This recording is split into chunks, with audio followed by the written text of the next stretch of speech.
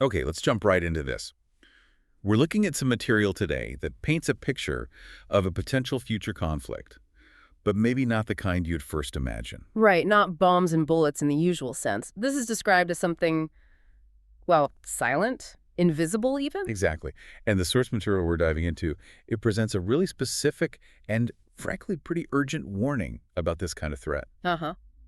It argues the real danger isn't some far-off possibility, but something maybe already underway. A digital, invisible war.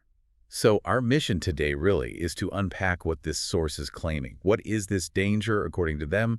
Why do they think it's happening now? And crucially, what solution, if any, does it propose? It connects technology, infrastructure, and even biblical prophecy in a really unique way. Yeah, it's a lot to get into. Let's start with the core argument. How does the source frame this threat? Well, it doesn't just talk about tech or physical attacks. It calls this a spiritual war, even a biblical one. Biblical. How so? It makes direct links to things like, the Book of Revelation, the opening of the seals, and the rise of something it specifically calls the beast system. Okay, the beast system. Right. That's a heavy term. What does the source identify as this system? This is where it gets really specific. It points directly at artificial intelligence, AI. AI. So computers, algorithms, that's the beast system. According to this source, yes, it claims AI is being woven into everything: banks, cars, smart homes, and it even makes the claim that it's being worshipped like a god. Worshipped. Wow. Yeah, and that it's learning to, and I'm quoting here, track every thought that doesn't bow to the new god of progress. So it's this fusion of tech and, well, a very specific prophetic interpretation. Okay, so if AI is the sort of systemic or spiritual threat, what's the physical weapon the source is worried about, the actual attack vector? It focuses heavily, almost primarily, on an EMP, an electromagnetic pulse. Right, EMP.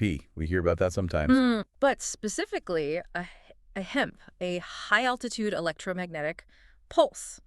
Maybe delivered by something like a hypersonic missile, it suggests, potentially from a nation like China. And how does that work, according to the source? What does it do? It's described as this invisible, super-fast energy wave. Comes from high above, maybe space, and just fries electronics, anything unprotected. Fries them. Like, permanently. That's the claim. Renders them useless. It's not an explosion you see, it's a silent surge that just wipes out circuits. And the outcome the source predicts from this? It sounds pretty catastrophic. Oh, completely. It talks about a permanent grid collapse, not just a region, but potentially the entire continental U.S. The whole country. From one event. It uses the example, of a single HAMPI detonated high over, say, Kansas, potentially taking down the grid coast to coast. Instantly. And so what does that look like on the ground, according to this material? Well, total darkness. TVs, phones, computers, modern cars with electronic ignitions, water pumps, refrigerators, everything just stops. Dead. And the knock-on effects. That's where it gets really grim. The source argues societal collapse follows. No hospitals functioning. No grocery stores getting resupplied, no transport, satellites potentially knocked out, no clean water from municipal systems. No communications, no money from ATMs, no heat. Exactly. No gas pumps working. It paints a picture of total system failure. And it mentions a specific projection for casualties. It does. It references former CIA Director James Woolsey, claiming he warned that potentially 9 out of 10 Americans could die in the first year if the grid doesn't come back. 9 out of 10. That's staggering. Yeah, the source emphasizes this isn't just a bad blackout. It's presented as a forced return to, well, the Middle Ages, leading to chaos, violence, starvation, disease, a complete breakdown. Okay, that's a terrifying scenario. What evidence or justification does the source offer to back up this level of alarm? Well, it makes a few points. It claims the U.S. military has known about this threat for years. Okay. It repeatedly brings up that James Woolsey warning, especially the 9 out of 10 figure. Right. And it cites a apparently leaked FEMA report from back in 2014. This report, according to the source, suggested that physical attacks on just 9 critical substations out of tens of thousands could cause a coast-to-coast blackout lasting maybe up to 18 months. So even without an EMP, the grid is vulnerable, is the point there. Exactly. It uses that to highlight fragility, Okay. and then it points to some real-world examples, though not EMPs. Like what? It mentions Yemen in 2014, claiming an al-Qaeda-aligned group hit the grid in just 3 spots and blacked out 23 million people for days. Okay. And Pakistan in 2015, where it says terrorists sabotaged a transmission line, leaving 140 million in the dark for weeks. So the source's point is that you don't need super weapons to cause massive disruption. Precisely, just targeting vulnerable points.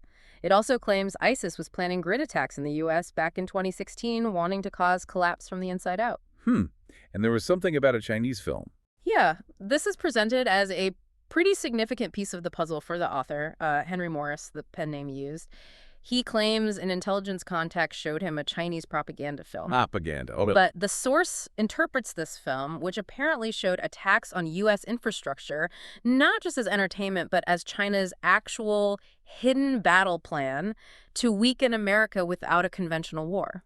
that's quite an interpretation. It's presented as a key moment that validated the author's fears about the EMP threat specifically. Okay, so given this dire warning, this mix of EMP, grid collapse, AI, biblical prophecy, what does the source say about getting ready, about prepping? Well, it's pretty critical of what most people think of as prepping. How so? It argues that, stockpiling standard gear, having bug-out bags based on modern tech, Yep. it's preparing for the wrong disaster with the wrong gear and the wrong mindset. Wrong mindset. Yeah, because the core problem, according to the source, is that almost all modern solutions rely on electricity. And the electricity will be gone. Exactly. So Yeah. that expensive solar panel setup, useless, it claims, if the inverter gets fried by the EMP. Right, makes sense. That Faraday cage protecting your radio. Great, but what do you do once you step outside it if you don't have the fundamental skills to live with that power? That's the source's argument. I'm bugging out. Forget it, the source says. Cars won't start, GPS apps won't work, roads will be chaos. It calls those plans fantasy. So it dismisses gear. Not entirely, but it heavily emphasizes knowledge over gadgets. It quotes someone named Charles Green, presented as a physicist involved in this. Okay. Green apparently said, "The biggest lie in survival is thinking your gear will save you. It won't. Only your knowledge will." Knowledge is key. So if traditional prepping is wrong, according to them, what's the right way? What's their solution? They introduce a specific system. It's called Blast Proof. David's Shield, how to survive and rebuild when the grid falls and the beast rises. David's Shield. Okay, sticking with the biblical theme there. What's the origin story of this system? Well, the author, Henry Morris, claims that after seeing that Chinese film and talking to his contact, he realized his own prepping was inadequate for this specific threat. So he went searching for answers and apparently found this physicist, Charles Green. The one quoted earlier. Right, and the source claims Green did something pretty unusual. He supposedly spent 2 years living with an old-world Pennsylvania Amish community Living with the Amish. Why? to learn how they thrive without any modern technology. The source frames it as learning from people who are, in effect, already living in a post-EMP world.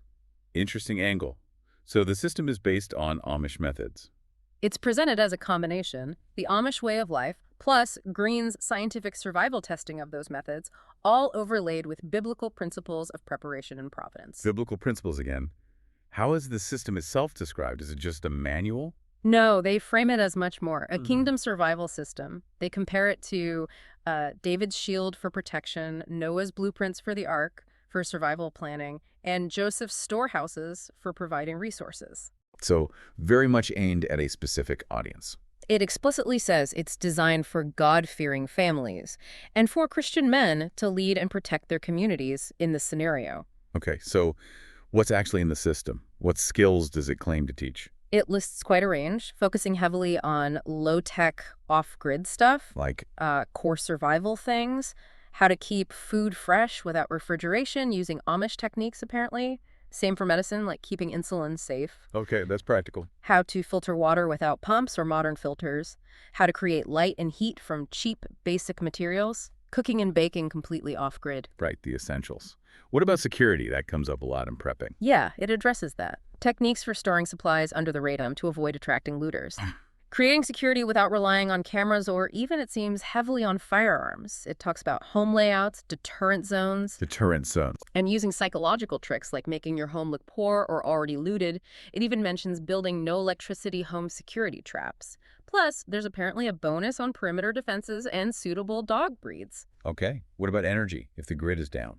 It claims to identify the 5 vital electronic items that would still be useful post-EMP.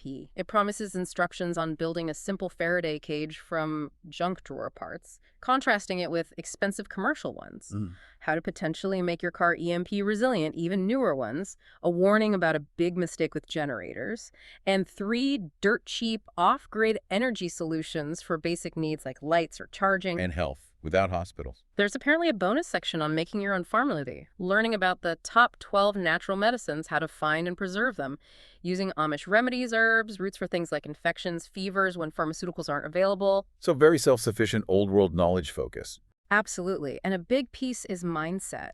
It talks about cultivating a biblical mindset to turn panic into purpose, citing scriptures and figures like Noah, Joseph, and David as models of faithful preparation. And the community. It mentions access to a private online members area for questions, support, described as a kind of digital fellowship for people using the system. Right. So pulling it all together, how does the source frame the purpose of doing all this? It's consistently presented as more than just survival. It's called purposeful biblical preparedness, an act of righteous obedience even, a calling to be a protector, a provider, part of a faithful remnant.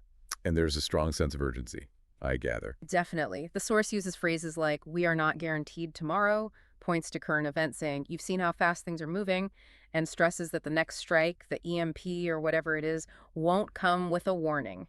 No second chances. It sounds like it presents a very clear choice. Very stark. You're either ready using their system or you're at the mercy of the mob. It says your family will look to you, not FEMA or anyone else. Does the source mention how people can get this system?